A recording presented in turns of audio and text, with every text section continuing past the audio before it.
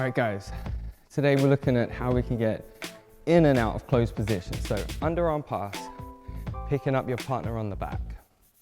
Left side pass, inside turn, back into closed position.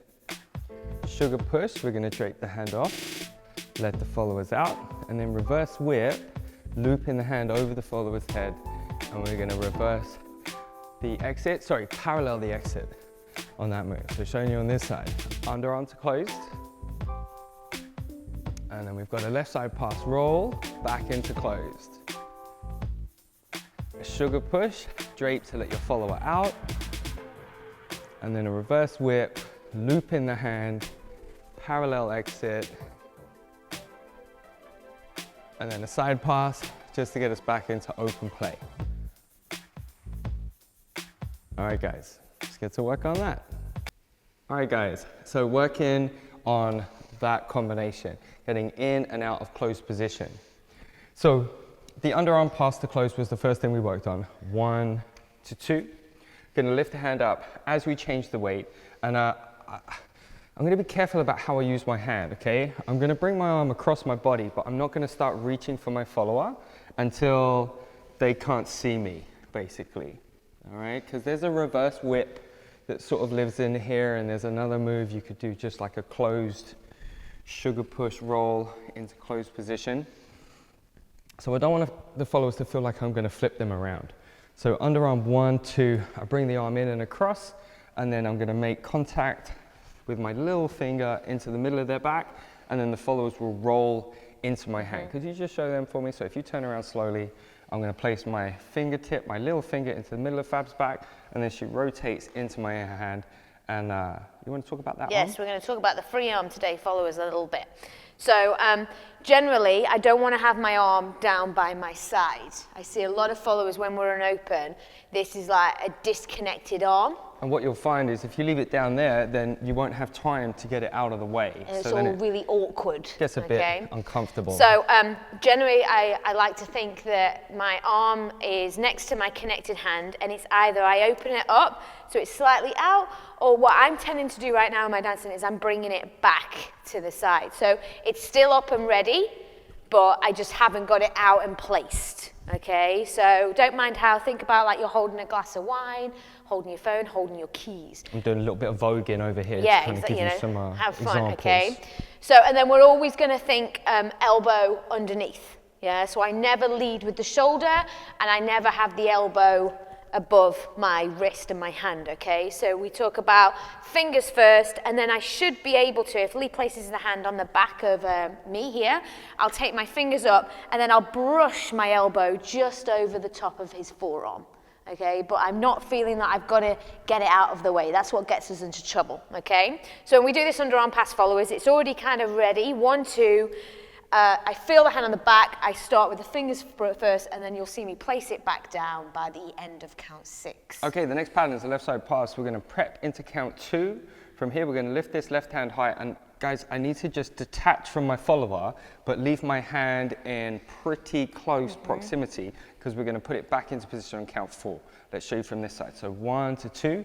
I'm not going to do anything to encourage my follower to leave me. I'm going to just let them go when they're ready. You know, I kind of always think, like, when you throw a ball, when do you let go? You know, when you need to, when it feels right, and it should be the same. What I don't want you to think is that you've got to kind of like send the follower. You see all sorts of things when people are learning, so we wouldn't be surprised. 1, 2, and then we're going to let the follower just release their energy into their spin, and we'll pick them up again. So 1, prepare, and then the followers will do the work of the turn themselves. Followers, your free arm in this move shouldn't move. It doesn't need to move. If you don't panic, from where we are enclosed at the end, you'll see that I keep the hand in the same position. Yeah, so that's elbow slightly below the wrist. But again, if I turn, I promise you I don't move it. And again, there might be a brush, but that's okay. I'm not gonna elbow. It's going to be a problem if I try and move that hand, okay? So I'll show you again from closed position. We walk 1, 2, and then that hand's going to move away, but it stays in that position. My body moves away from my leader, but my hand stays in that perfect frame. Sugar push comes up next. So leaders, I'm going to stay off the slot as I danced that sugar push. And then I had a left hand drape over the follower's head, and then we've ended up in a reverse hand hold.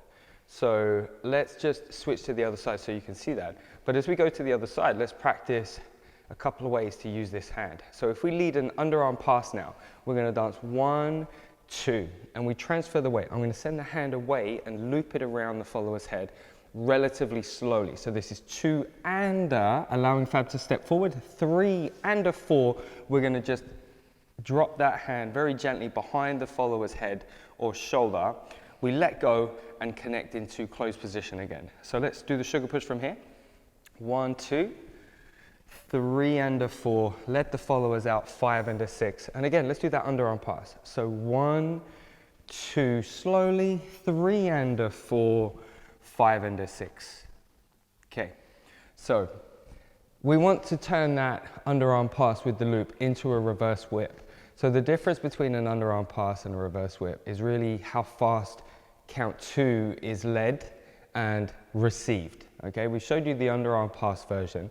So showing you the reverse whip, the 1 and the 2 are exactly the same positioning, but my weight accelerates through count 2 relative to the underarm pass. I'm still dancing 1, 2, 3 and 4, basic timing, but I'm just shifting the speed around inside the space between those numbers. Okay, Follows so that speed change. When Lee leads this reverse whip, 2, it'll have me turn 3 quicker. and so I'm able to 4. step back on count 3 And that's the instead of difference. forward. Okay, so the underarm pass, we didn't transfer particularly fast, and the followers step forward, and that allows a sense of crossing or, you know, a few other variations or options as well. Now in the reverse whip, 1, and it's like I'm going to go through the foot, and that's going to help the followers to know that they're going to have to turn to manage this a little bit faster. Okay, and then on the exit of this move, we were choosing a parallel exit. So I'm going to need to go from 4 and step down the slot here on a 5, 6, 7 and 8 to maintain our closed position. And then we use the left side pass to just finish the combination to bring us out. Followers, last thing, we didn't speak about this, but when my leader takes my hand up above my head, I want to try and keep my elbow facing in front. So we spoke about like keeping the thumbs in front of us, and the idea is I don't want to take the elbow to the side. That's where I'm going to get a bloody nose. You know, my leader's going to get a bloody nose. Okay, and also just make sure you're extending through your body. Up. You know, if we're contracted in our stomach, even when you lift your arms up, they're not going to get very high, and then you might feel inclined to want to turn them out. So followers, I want you to see the position here. So 1, 2, Lee will take the hand up, and you can see already the elbow's in front of me, and then when he starts to take the hand down, as he releases, I'm going to bring it straight down in front of me. A lot of time, followers, when the leaders release, you feel like the urge to take the elbow out to the side. We've got to really get away from that. It doesn't just put you in danger, it also puts your leader in danger too. Okay, and leaders, just take care of your followers, okay? Followers, offer the leaders feedback, because we see leaders lift the hand, they start twisting. Some of these things can really hurt, can potentially cause, you know, injury. So I've got to promote really positive use of my partner's body. The best way to do that is to be gentle and take your time. So 1, 2, send the hand away, 3 and a 4, exit 6, 7 and 8, and then with the parallel, because I keep forgetting, 1, 2 and a 3 and a 4, down the slot 5, 6, 7 and a 8. Okay, so let's put that together from the top. We started with underarm. So 1, 2, 3 and a 4, 5 and a 6, then our left side pass back into close, 3 and 4, 5 and a 6, sugar push with a drape, 3 and 4, let your partner out, 5 and 6, reverse whip, 1, 2, 3 and a 4, parallel exit, 6, 7 and side pass to finish, 3 and 4, 5 and 6. All right, guys, have fun with that. All right, guys, today we're looking at how we can get in and out of closed position. So underarm pass, picking up your partner on the back. Left side pass, inside turn, back into closed position. Sugar push, we're gonna drape the hand off, let the followers out, and then reverse whip, looping the hand over the follower's head, and we're gonna reverse the exit, parallel the exit on that move. So showing you on this side, underarm to closed, and then we've got a left side pass roll, back into closed. a sugar push, drape to let your follower out, and then a reverse whip, loop in the hand, parallel exit, and then a side pass just to get us back into open play.